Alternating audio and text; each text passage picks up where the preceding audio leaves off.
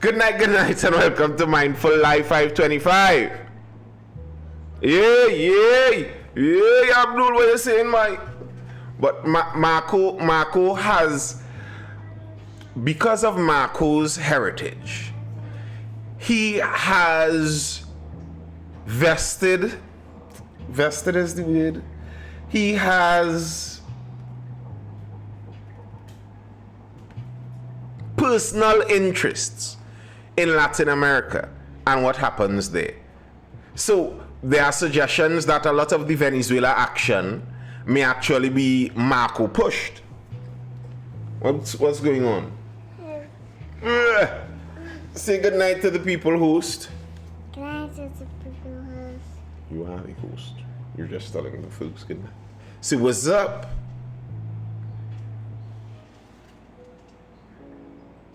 Me and feel like a talking this year, so I have my I have my visa appointment coming up. And you know they're looking, You know they're looking, Thean. Thean, you know they're looking. They say don't lock your social media profiles if you are attempting to go for an interview. Look, Tanti Rani said happy birthday. Tell her thank you. Thank you. How old are you now? 3. How much is 3? Let me see that on fingers. Nice. Delete all, Abdul says. Wayback Machine might catch you. There are ways to catch what you did. Are they talking too spicy for me to take part in here? Delete email, everything. I don't blame you. You might have to do that. And you see why some people like anonymous profiles? Nobody knows who you are when you're an anonymous profile. All of us with our names big and bold out here. Good luck if you're trying to get in up there. You're afraid to type that name. That name has too much of a Middle Eastern ring to it. Gangs of TNT come off the white, go into cybercrime until Maduro is overthrown. No, they won't do that. They go where the money is, really and truly. That's what they're doing. They're going where the money is, and it just so happens that the drugs have such a strong money current. Who's the case for? And the thing is, as I was saying, I remember listening from the UK drug enforcement guy, professional, and he was saying he thinks it's all pointless because what tends to happen with the drug fight is the better that your security services get at fighting the pharmaceuticals. And tell the people laters. Tell the people bye. Bye. Laters. Later. I'm out. I'm out. Let me see what we know about Trinidad. Do you know our that's not what we that's that our motto? Do you know our motto? Yeah. Together. Yeah. What is it? It's fire. And together. Yeah. We achieve. Well done. Say laters, people. Later, people.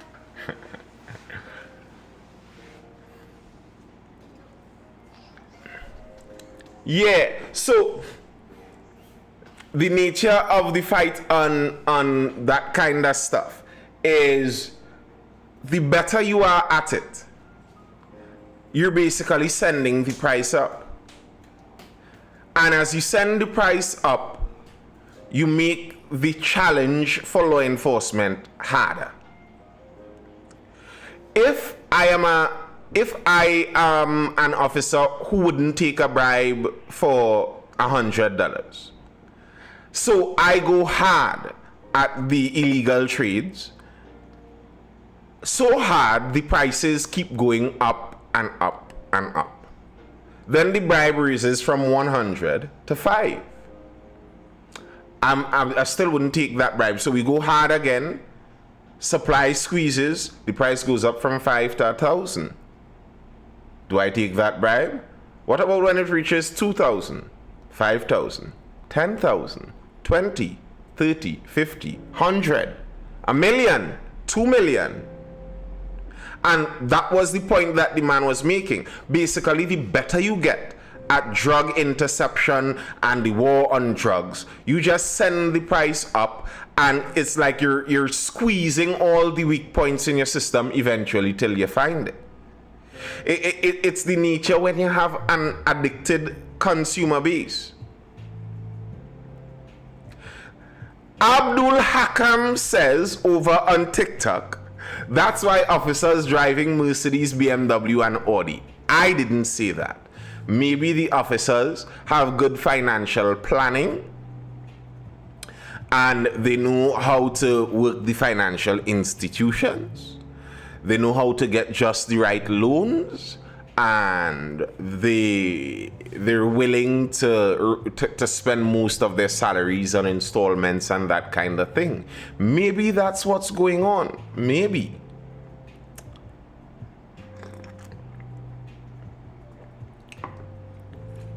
Like, you know, audits alone. If we had very serious, honest auditors going around Trinidad and Tobago, audits alone would have gotten probably 90% of the people who need to be out. If you know salaries in Trinidad and Tobago, there are many suspicious things. The starting salary of a police officer is public information. Some of these officers seem like they work a lot of overtime. Officers with apartment buildings, vehicles over $650,000. I'm like, interesting. To me, the nature of a service like the police service, where you have superiors and all of that, people that you have to answer to. If you pull up in a Benz, your superior officer should mandate an audit into your finances. I find that should be how that goes. Yes, they're watching you, they're pocket watching you. I find they should. And if it is that you got it above board, no hate, and you all know I don't mind people succeed. If you do your little business and decide if it is legal, you do your thing. But something is fishy. It is fishy. Let's jump into some news though. Enough is enough. PM defends use of armed cops in schools. Does the Declare Your Wealth Act apply only to politicians? It wasn't supposed to. I am honestly not sure where that is at.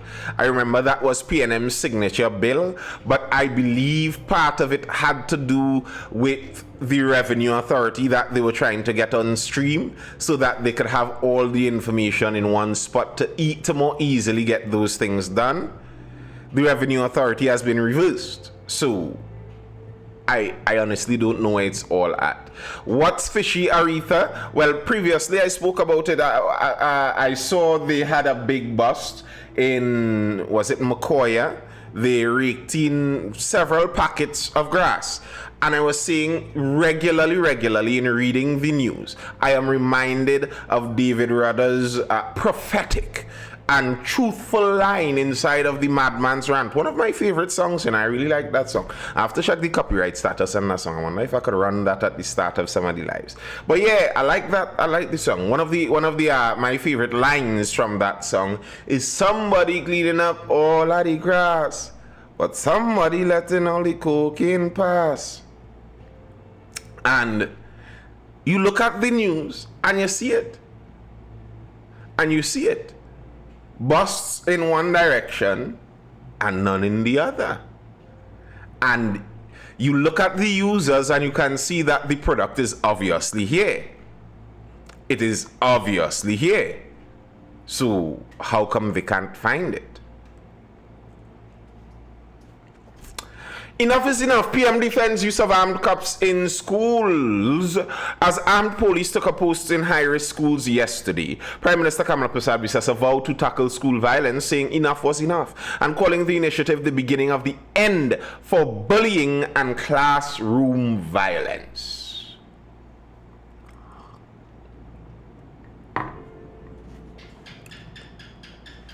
I agree with police in schools. I even agree with armed police in schools. No problem with that. Not a problem from me. No problem. I disagree with her statement there though.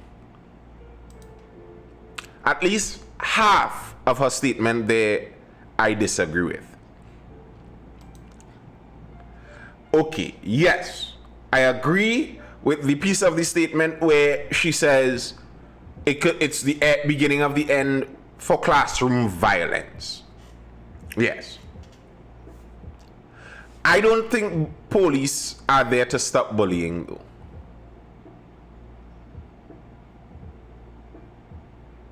I don't think police are there to stop bullying.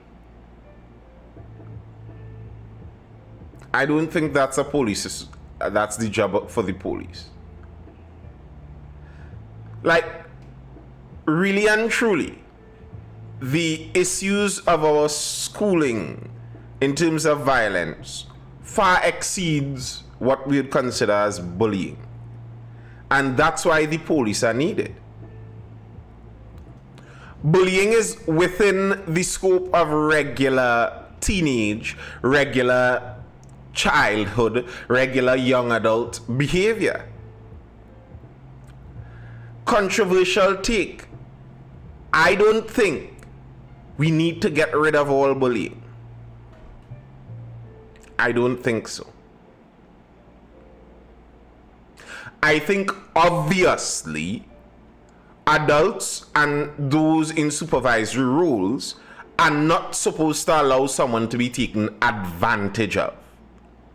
But I think, especially in the male side of growing up, what many people consider bullying is a natural part of iron sharpening iron, as they say. A natural part of the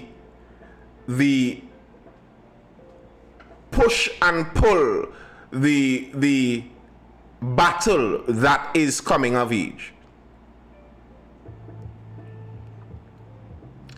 I think the problem with some of these Gen Z boys is they didn't get bullied enough. Some of y'all too soft. And you see how y'all wary. If you had get bullied, you would not be so weird. You're so weird and badly socialized because people were stopped from bullying you. That's what bullying is to some extent, you know. To some extent.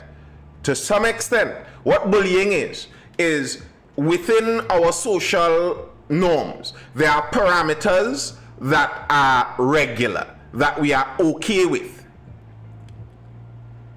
And when you step outside of those parameters, people are like, but what's wrong with you, boy? And kind of push you back within the parameters.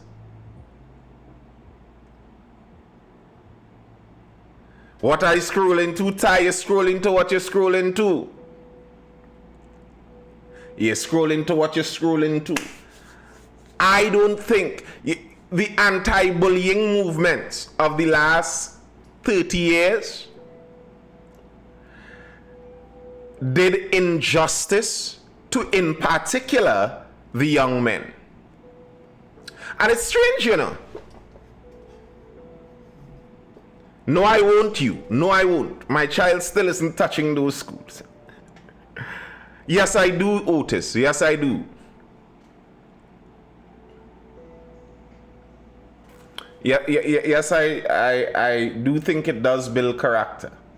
Now, I hope you all understand that I'm talking about things within a certain...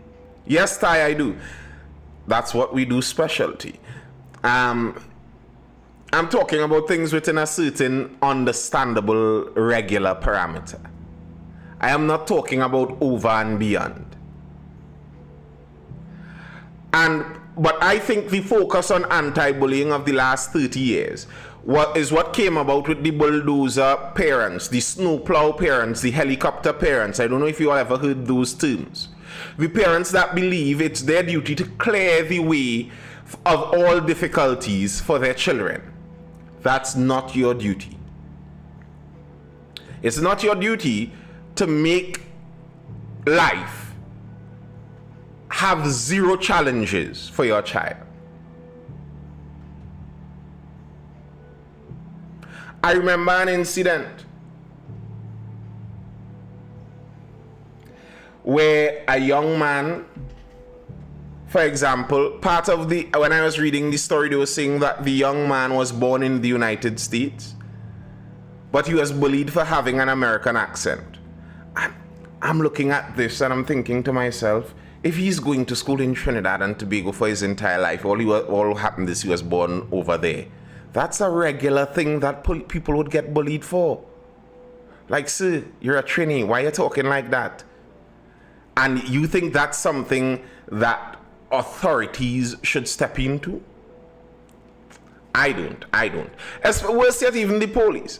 I don't think that's a job for the police. Ty, what are you confused about? Yeah, they can get what you're talking about from family and friends, though. I agree, Otis. I am not sending my child to public school. I've said that.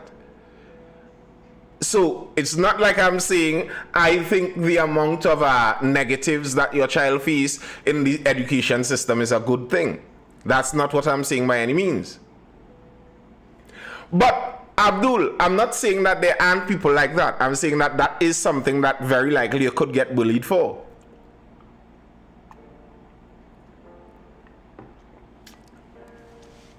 And yes, I have nephews just like that too.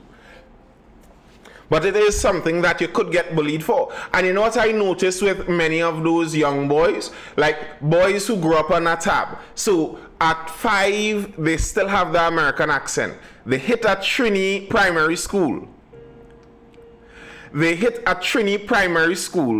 And by second year, they come home and they're telling you, nah, I don't want that. He does do so and so, you know. And daddy, my friend does do so and so. What are your views on cursive writing being a prerequisite in standard 3 onwards? I would love it. Listen, there are people that are 20 years right now and don't know how to write cursive. What is the world coming to? So I love it. I don't mind the challenge of it. I agree. I thought that's how it was. I think that's how it was when I was in school. Then the next thing I know is I am teaching now, and I see students coming through and they write a whole essay, and the thing like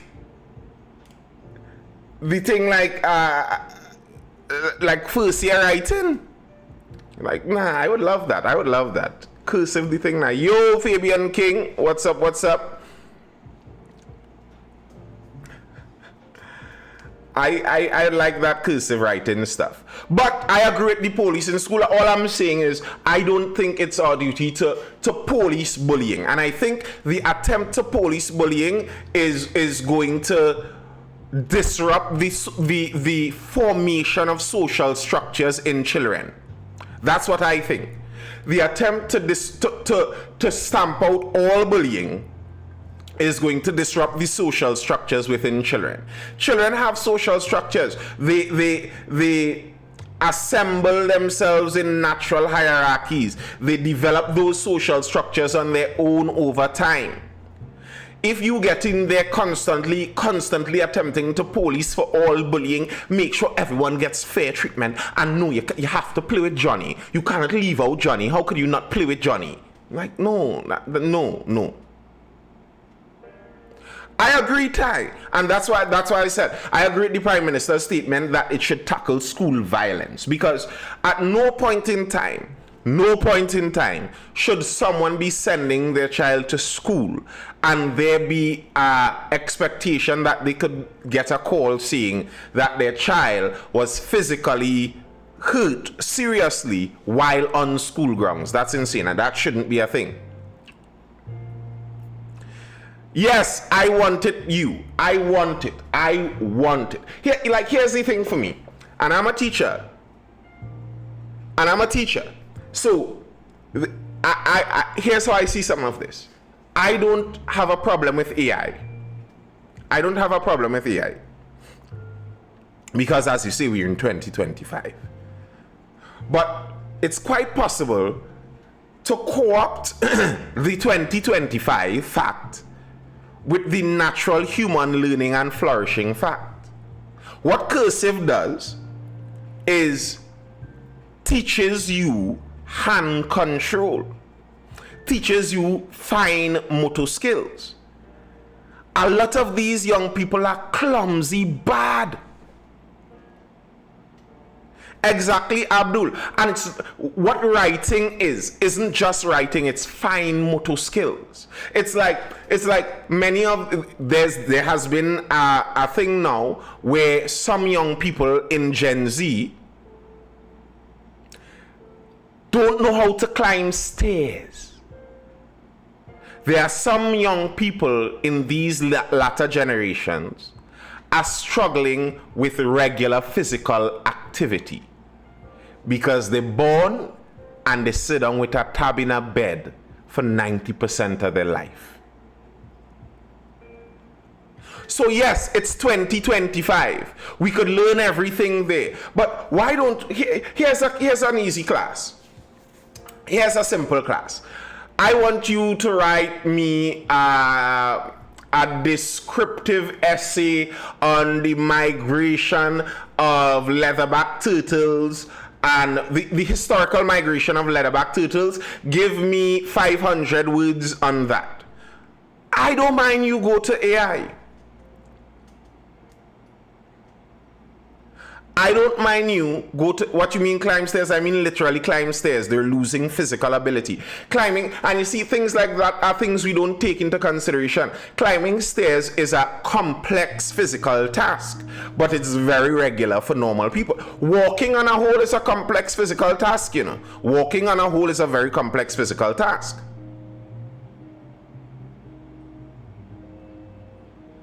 Teach them to type over writing. No, so I can type faster than all of these youths that don't know cursive writing. And I know cursive writing and I still type fast. And you know who know cursive writing and types faster than me? My mother. She knows cursive writing better than me. She also learned some kind of weird shorthand that they used to teach them old people back in the Ohi days. So she could take notes at an amazing speed with some kind of weird slashes and dashes and whatever that is. And then she can still jump on the computer and beat you in the typing too.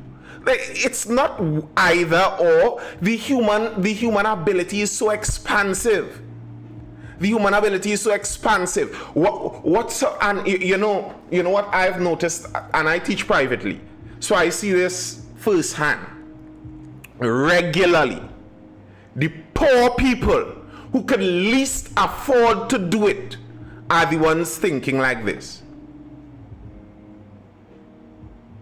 These poor people that can't afford it thinking like, well, I go and only teach my child to type, you know, because the world change.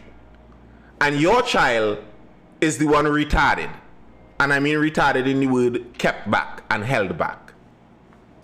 While the big shot sending their child to learn cursive, they're sending their child to learn dead languages, they're sending their child to do a set of extracurriculars. They send the child to learn how to write Chinese. And what they recognize, I teach music also, so they send the child my music class too. And what they recognize is awakening and learning and stretching and practicing with so many varied aspects of your brain makes you smarter.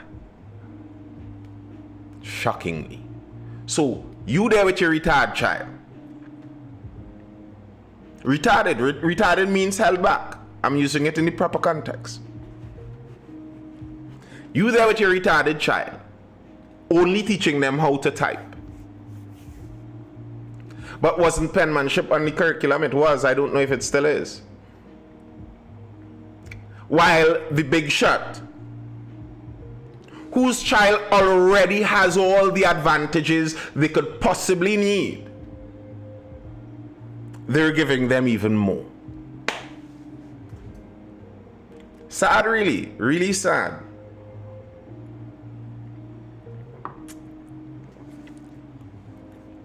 You observe long enough and you recognize, in many cases, I mean, there's a lot of unfair out there, but in many cases, the position people are in society, they worked for that, you know. In many cases, and I'm not saying all. Everyone isn't just getting what they deserve. That's not what I'm saying. But many times, people are in the position they earned. They earned that. Bad, they earned it. Good, they earned it. Many times, that's just the case. Her comments come hours after Police Commissioner Alistair Guevara toured several high-risk schools and warned parents to keep their children in check or else they will be imprisoned. In a statement hours after school was dismissed, Posad Bisasa lamented the fear students and teachers felt because of violence. Our teachers have become victims of assault and abuse by some students and parents. That will not continue. Any student or parent who abuses or assaults a member of the teaching staff will be removed from school by the TTPS, she said. And I agree. I agree with that one 100%. And I think that's something that was lost.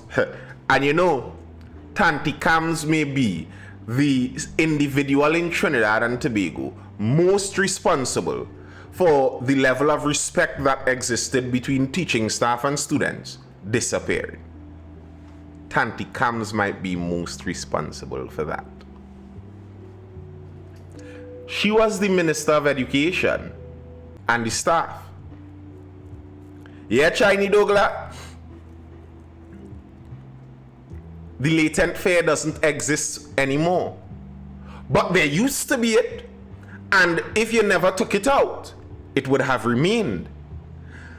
I went to school on the borderline of when they took it out. And I remember before they took out corporal punishment, the biggest bad boys sometimes in the school used to have an amazing level of fear/respect for certain deans. This bad boy gain on a certain kind of way, and he see a dean and he become a mouse. Because the dean has instilled the needles in him. To use the training parlance, the dean put the needles in him since Form 1.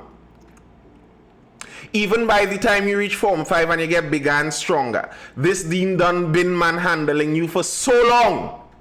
The idea of trying to rush him just seems unfathomable in your mind, and the man just have a kind of power over you. You see the normal clothes, the shirt jack that the dean wearing, and it bend a corner and it give a kind of traumatic trigger. Otis says, I remember Miss Gooding in primary. You see, you don't forget those. You don't forget those. And that, I think, is why we are at where we are at, with students being brave and bold enough to beat up a teacher so easily. And Abdul, I 100% agree with you. Some teachers, little off, to be honest. I've met one. I've met more than one. Yes. Yeah. Corporal punishment is a twofold situation because I get the menopause excuse already. Yes. And this is going to sound sexist to some, but I find when it comes to teachers taking out the home problems on students, it used to seem like them female teachers used to really do that. Some of them female teachers used to seem like the husband get them vexed home and they come in school to take it out on somebody, little boy child. I agree. It wasn't perfect. But bear in mind, we don't have perfect options. There's no perfect option to choose from. However, something that I can recall, even when corporal punishment existed, is present parents had much less to worry about. My mother was something in the PTA. I don't want to call the wrong thing because I can't really remember the exact, but she was something in the PTA and she was always in the PTA. You can't just beat up her son as a teacher going to school and you know Thursday night she in the PTA watching you in your face. And the woman don't play with her sons. She will keep them straight as a needle, so you don't need to be beating up on her sons. And if you beat up on her sons, she coming in your face. So parents who paid attention generally, even with the disadvantages of Tanti who have home problems and coming to take it out on the child, parents who paid attention still generally got an escape route for their children from some of that. That I'm speaking of things I'm sure about. I remember, I lived it. Some teachers, they in the bad mood. You see they in the bad mood. They want to share licks from a side. And they watch you. And they say, go in your seat. Because they know if you ain't do nothing wrong and they come and tamper with you, it go in and cause problems. So parents have to pay attention. Parents have to pay attention. That's just the thing. And it was always like that. There were children who were abused. There were children who were heartbreakingly abused in that licks time. I'm not saying the licks time was perfect. There were some teachers who were evil to some students. They were wicked. There were students who transferred from certain schools because they came upon a teacher who just didn't like them.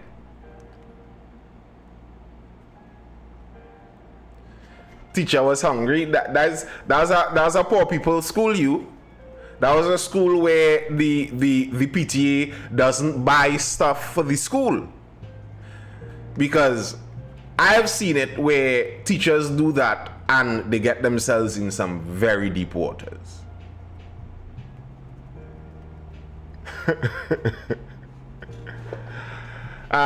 So yes, I understand that it wasn't perfect.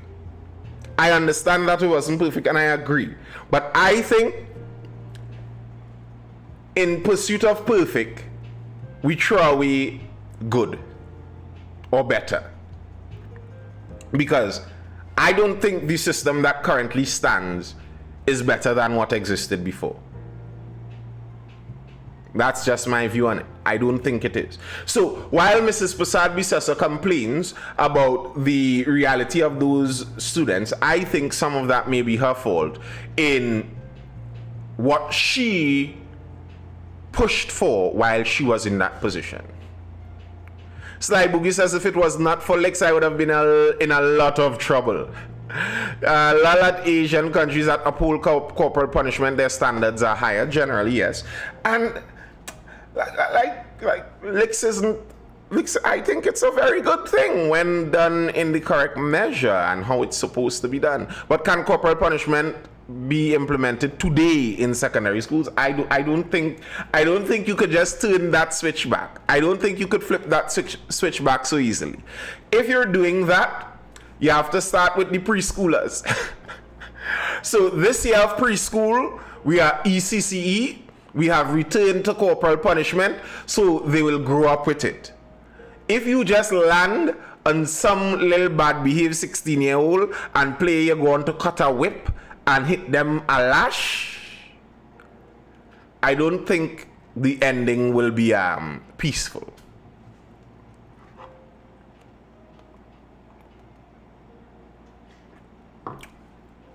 I don't think the ending would be peaceful.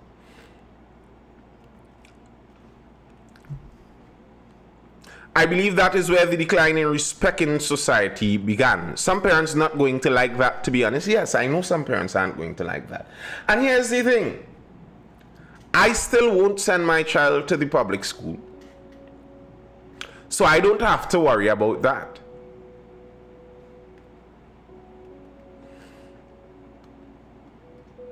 But the nature of public school is it's a wide catchment area. You're not designing a school for the top 5% of well-behaved children in the country. You're designing a school. Good night, Rose Patalange Nick. You're designing a school that is able to handle the worst of the worst students.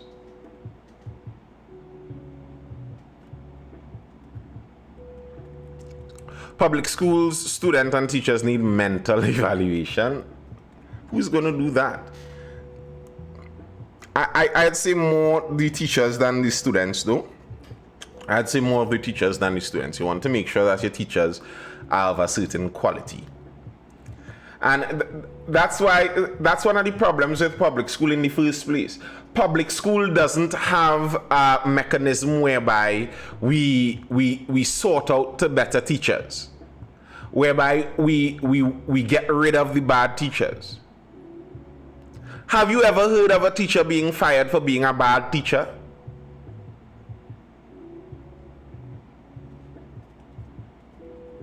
I haven't. So that's the nature of the public system. Any of the prestige schools getting police with guns? I don't know. But I believe it's schools from a list. So not all schools got, for example, Southeast Port of Spain, PTA says school unsafe. Where are our cops? While there is some controversy over stationing police officers at schools for the new academic year, parents at one school in Port of Spain were disappointed when cops were marked absent during a roll call on September 8th. Southeast Secondary Port of Spain, which has had its challenges with gang violence around the school and some incidents of school violence, started the new term with no officers on the compound. So it's not every school has it. And the thing is, I think many prestige schools, the parents wouldn't even mind if there are armed police around. Because armed police in the school, the arm isn't for the school students, you know. Remember, part of the incidents that happened within the last couple years in schools is gang warfare run over and spill over into the school, people running through the schoolyard with guns and all that kind of madness. If someone run into the schoolyard with a gun, do you want an unarmed officer in your school? Huh? No. You want that's what the arms are for. It's not for tackling the students.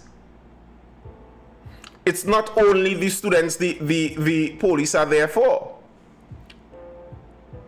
Multiple incidences of guns being in and around schools.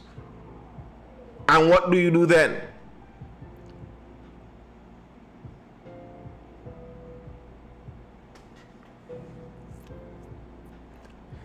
The weapon is to protect the police to some extent. I went both private and public. I personally prefer public because you learn more about general society. At a certain age, I think that would make a lot more sense, but I don't think that is super necessary at all ages. You learn about society. You learn. That's not how it will come off. It's coming off the junior sex children need armed police to police them. And if that's true, so what? And if that's true, so what? Here's the thing for me. If the junior sec is more egregiously violent, then you should have a more significant measure being taken to stop the violence. If a school, it's like some of the blacks when they complain about over-policing in black communities. But your community has some of the highest murder rates. So obviously the police would be there more.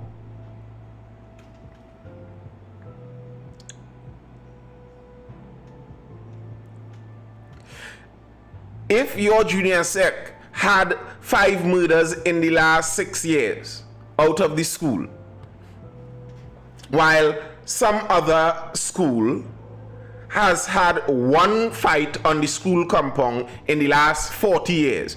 And listen, there are some schools that are kind of like that. 1 fight on the school compound in the last 40 years, and everybody talks about that 1 fight. What sense would it be sending the same type of officers to the same school? That wouldn't make sense. You're wasting effort because it's not necessary. The reason for sending the police aren't for a look. They aren't to make people feel a kind of way and make people feel like we're all equal. No, because you aren't. Where is more violent gets more significant measures. That seems like it makes sense to me. I don't agree with lethal in schools, non-lethal weapons for sure. But so what happens if the police are on site and gang warfare spills over into the school compound, as has happened before? How do the police guard the students?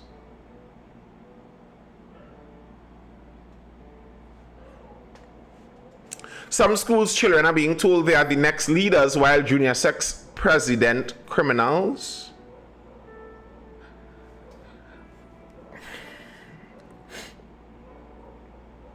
Junior sex, some people that don't understand the system misunderstand certain things. The truth is, most junior sex have better facilities than most prestige schools.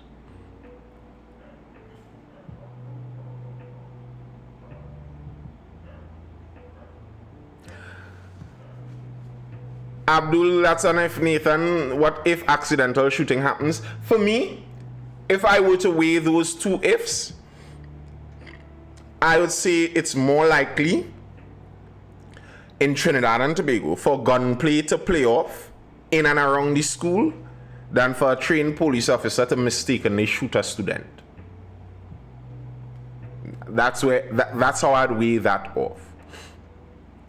But yes, those who don't know. But most junior secs have better facilities, spend more money, have better labs, many times have better teachers than many of these prestige schools, you know.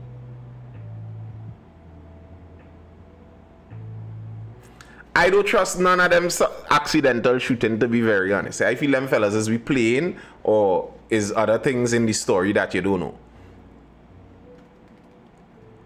Listen, to those of you that went to schools called prestige schools, you know there were labs that we were inventing. And the teacher tells you, well, what is supposed to happen? Because you just don't have the equipment to do the lab. You imagine it. And, well, we will watch those results. You imagine if this did happen. And that school still got a better pass rate. A lot of those schools, the reason they're prestige has more to do with their alumni and selection system.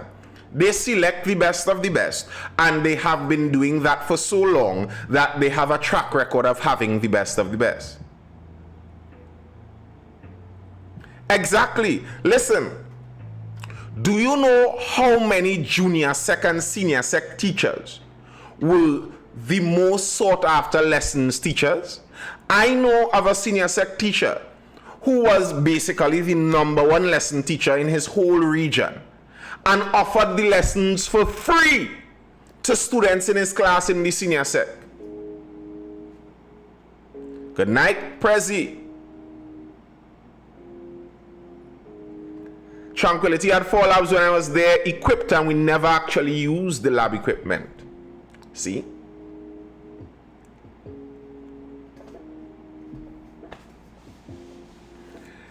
It's way more complex than it's way more complex than the system keeping down the junior sec children and pushing up the prestige school children. Listen, if we do a test to check how good and proficient you are at this thing called schooling, and all the people that do the best in the test go in one place, and the people that do the worst in the test go in another place, obviously you are going to get disparities in how those two different places function and the results you get out of them. Obviously. Now, to me, I think that's not a bad thing necessarily. I don't think that's a bad thing necessarily.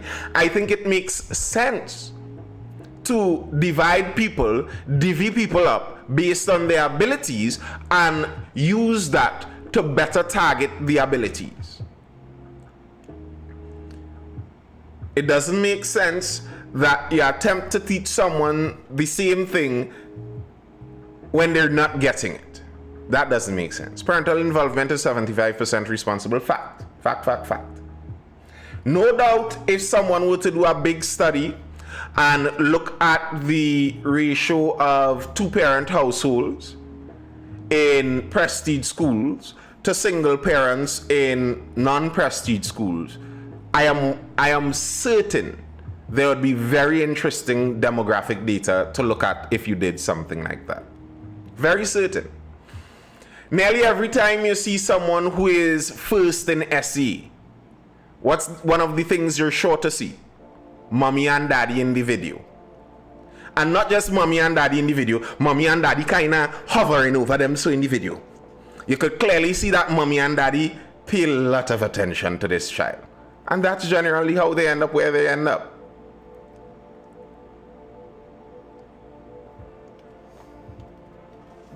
Well, if you're looking for homeschool, hit us up at Mindful Education. We offer those classes online, in person, pod classes, lessons for most subjects in CXC and C and for CSEC and CAPE. So if you're looking, hit us up, not a problem. Parental involvement is 75% responsible. I think it's way more than 75%. I think it's way more than 75%. Way more.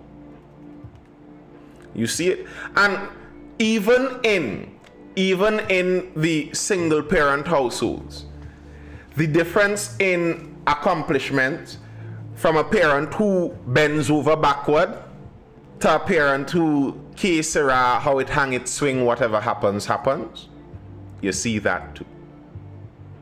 You see the single mother who on the first week of school, she find, this school ain't sitting with my child, I want a transfer, and she has no links. So she has to raw dog the transfer. She has to actually do it in the real process. Most people in Trinidad and Tobago get transfers. If you see somebody transfer out in the first week, is because they have a link. That's how it generally goes. But single moms, they have no link. So she actually have to go and travel to the Ministry of Education and then travel back to the school and then carry it to next school and then carry it to next school and then go and beg the school and then go and personally talk to the principal and then go and get the records from the primary school and bring it to the principal to convince the principal that she child is actually a good child and he will perform, and then explain to the old principal.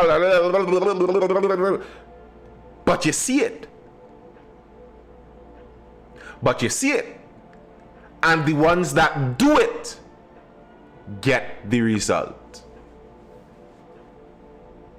The Cinderella stories, the fairy tale stories, someone start from zero and they reach to the top, and they did it with a single mom, and you go and you listen to the kind of effort that was put out there, and you're like, I see why. Those things don't happen by magic. It doesn't happen by magic.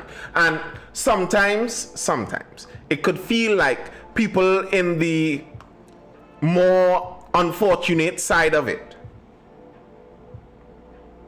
People on the more unfortunate side of it seem like sometimes they don't even have a clear understanding of how things end up the way things end up. They think it's all luck, chance, fortune, and misfortune. It isn't. A lot of it is effort. Like, I teach music. One of the things I teach mostly guitar and piano. And one of the first questions parents ask you, especially if they're sending their child to learn an instrument, one of the first questions they ask you is, how many classes it would take before they learn how to play? And I always tell the parents, that's really up to you, especially when it comes to a child. Because if they're doing one class a week, if they're doing one class per week, 1 hour, it's only so long I have the student. But I could input a lot of information into a child in 1 hour. It's on you to make sure they practice, revise, go over that information for the entirety of the week. So that when it comes to the next class, I could give them new information. But if as the parent, you don't do that, and the next class comes, and the information I gave them last week, they haven't retained, they haven't practiced, then I have to go over that information again that week, and the next week, and the next week, and 3 years, and they will play no instrument.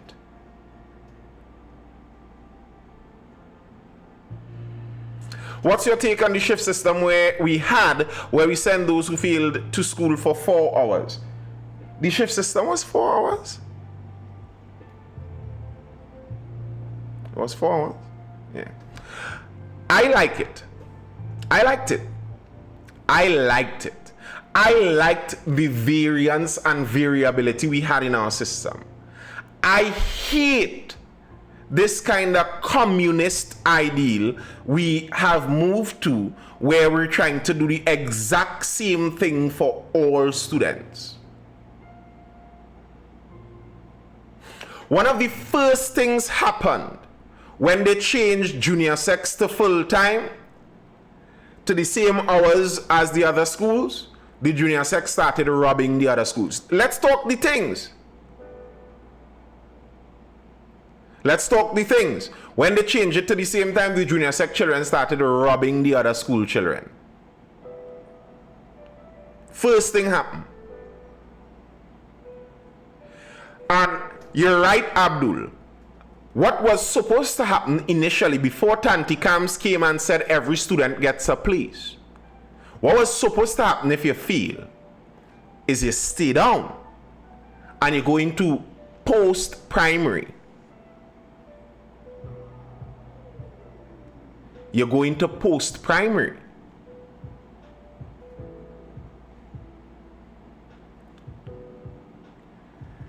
Abdul, Abdul, don't do that. Don't do that. Don't do us that. You don't know that when they changed over the 3-year schools to full time, and they over the same time as the 5 and 7-year schools, they started robbing and taxing them. Abdul, don't lie to me. You didn't know that? You really didn't know that, Abdul? Listen, they treated those schools like a bread basket. They went shopping.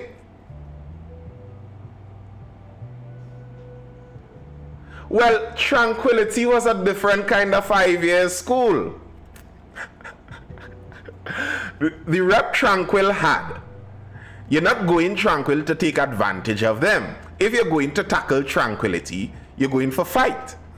You're not going to advantage, you're going for a fight. If you want to advantage people, Tranquility is not the school you generally go looking to tackle. So you may have a biased data source when it comes to Tranquility, a biased data source. But yeah, that was one of the first things happened. And here's the thing. In that whole idea, it has so many... I think the junior sec shift system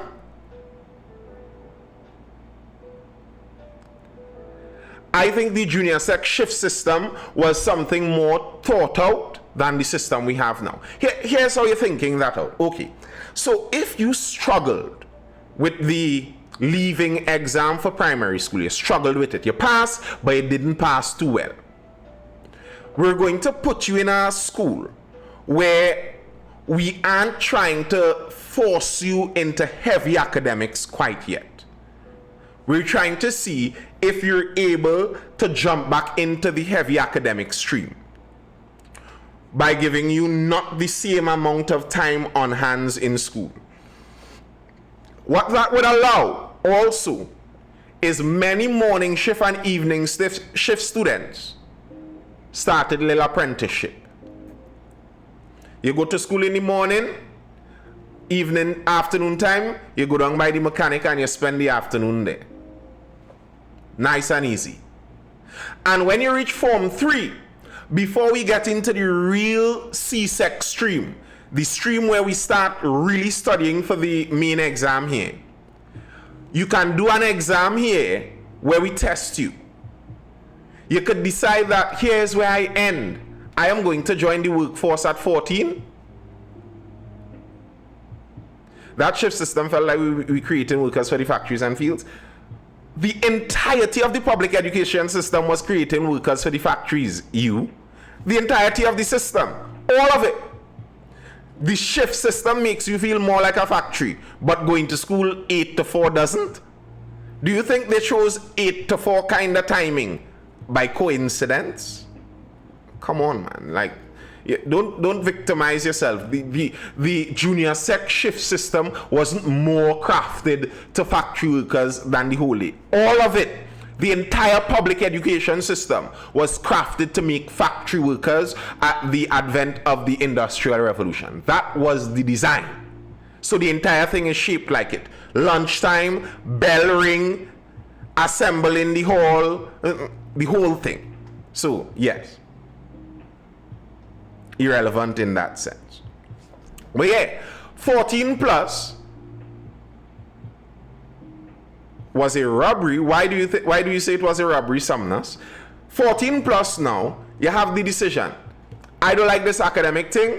I go in and continue by Frank Garage and I leave. Or you do an exam and you go to the technical vocational side in the senior comprehensives. So I want to actually go and study the technical side of a trade. That's what I realize. I head in that direction. Or you have the option, I think I may have made a mistake, I may have messed up, I didn't study too well, something was stressing me during the primary school leaving time. I'm actually much better at the academic than it seems now. You jump over into a regular 5-year or 7-year school. That was the system. They had the same syllabus but less time in school. No, they did not have the same syllabus. Shift only went to Form 3. They were grooming you for 14 plus exams. We should have had school focused on energy sector skills. We did. Listen, you know how many people in the industry started out in senior comprehensive, Mech-Eng, mechanical engineering, MET, many of them.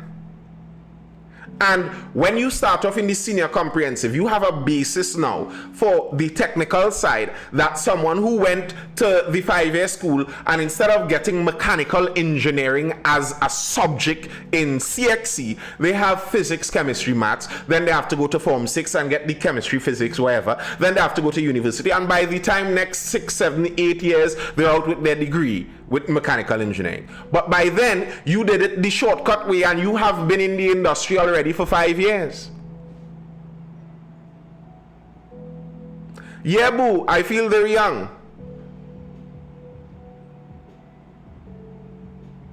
We was creating field workers who went junior sex and office workers who send...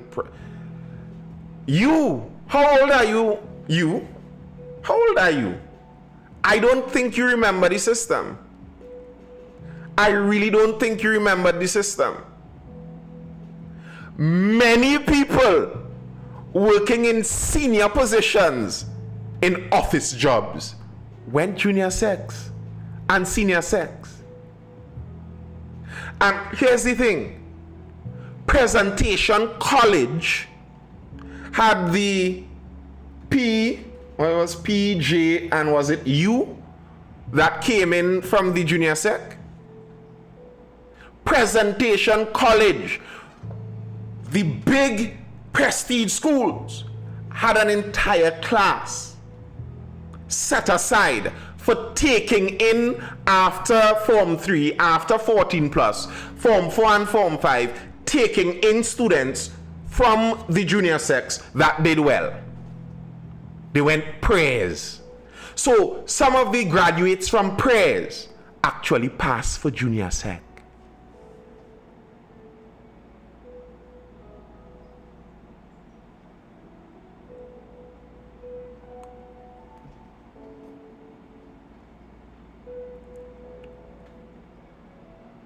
You all know that, right? Quite a number of people who have as their alma mater Presentation College, Naparima, CIC, QRC, prestigious names seemingly, passed for junior sec. Paul Duncan, you really didn't know that? This is really news to you all. You all didn't know that?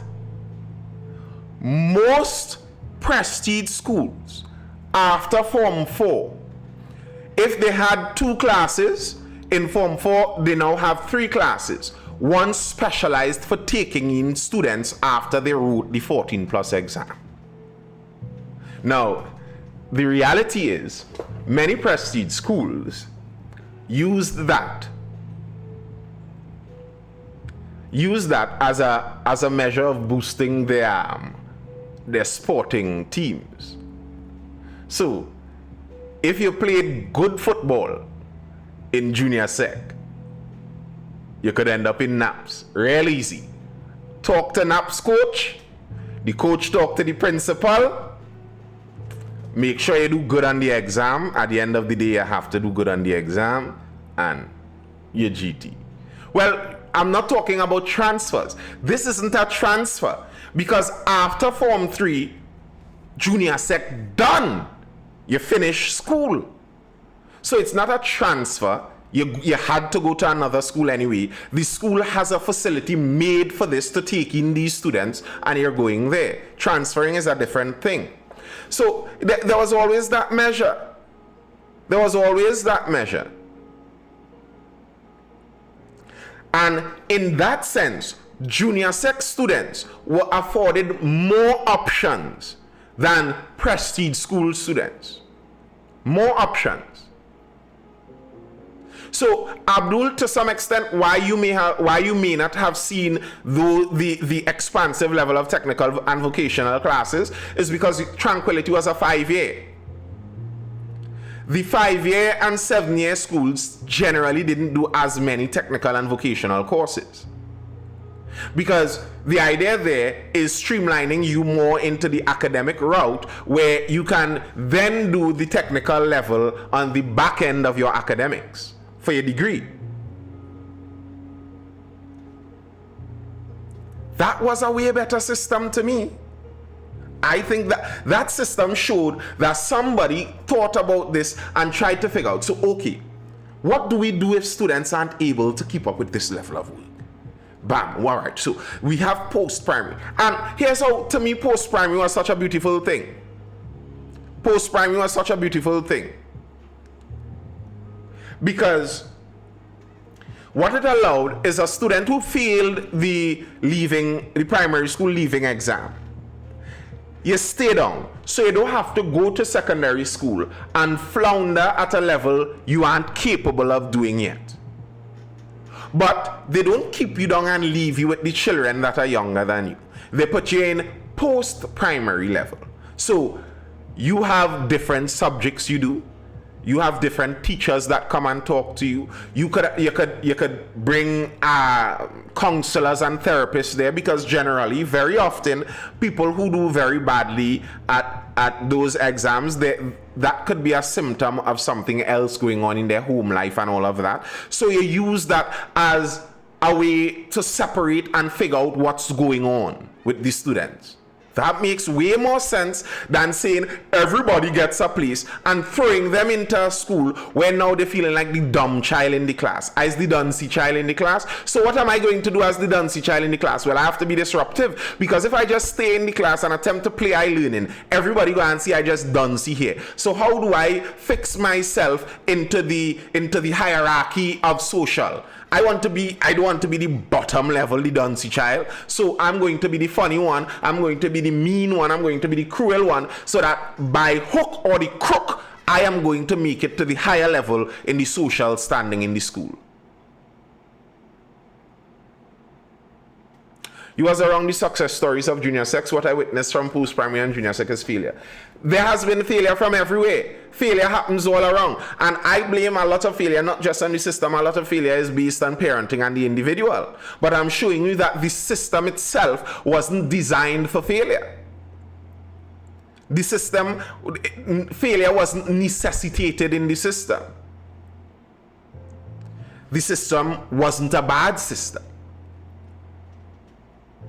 But if you don't do your work in primary school, you will fail. And if you go to secondary school and still don't do your work, you will fail. And nobody creating a system could make a system so perfect that you could not do your work, your parents don't put in the effort, and somehow magically you still do well. That is not going to happen. There would always be differing in the ending results, because everyone doesn't put the same thing in and everyone isn't born with the same abilities. So there would always be those differences. You can't create a system to eradicate those differences. You know the only system that eradicates the differences? You pull the top down. That's how you eradicate the differences. Make sure no one does well, and yeah, you would eradicate the differences. But we don't want that, do we? So yeah, there were failures, but I mean, there have been failures in prestige schools too. There are pipers on the road that went prestige schools. There are vagrants knocking around that went prestige schools. It's not a shocker. Quite a few. So the failure wasn't based on the junior sec. And what I don't like, and I think it works against the students at those levels. I don't like the parents that attempt to force no stigma on junior sec. The parents and the authorities that attempt to force it. You want it to be that no one feels stigmatized, no one feels any type of way for passing for the junior sec. You cannot socially engineer that. That's not going to happen. You cannot socially engineer that. Yes, you change their names and it's all east and west and north and south and central now. Parents still don't want their children to go what was known to be the junior sex.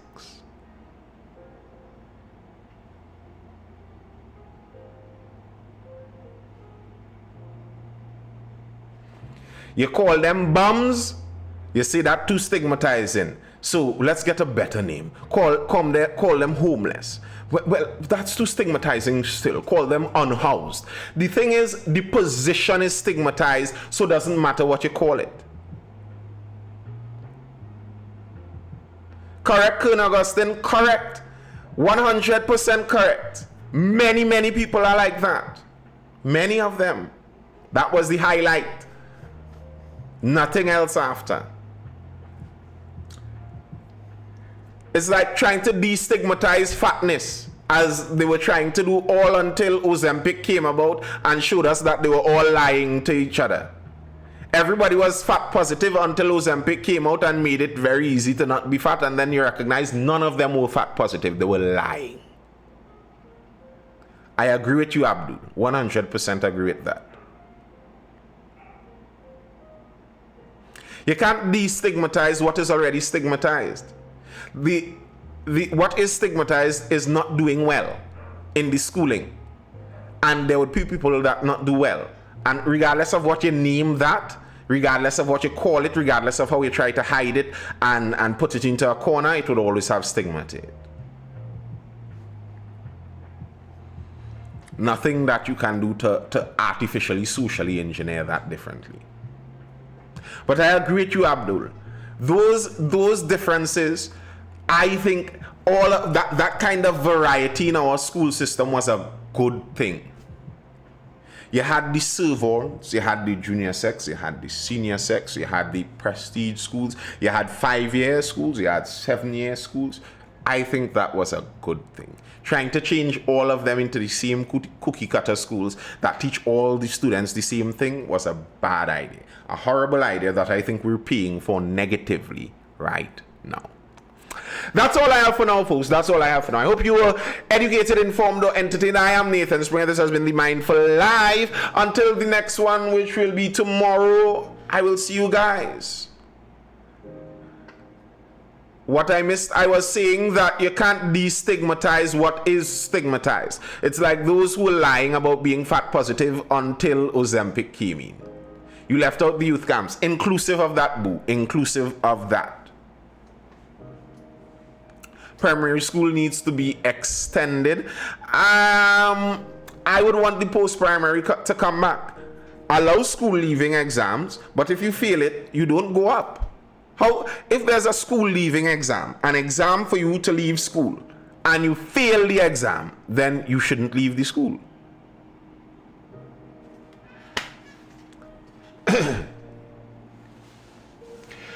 You remain there as long as it takes. That's the way I see it for me. All right. Hold it down, people. Stay good. Stay inside, outside sketchy.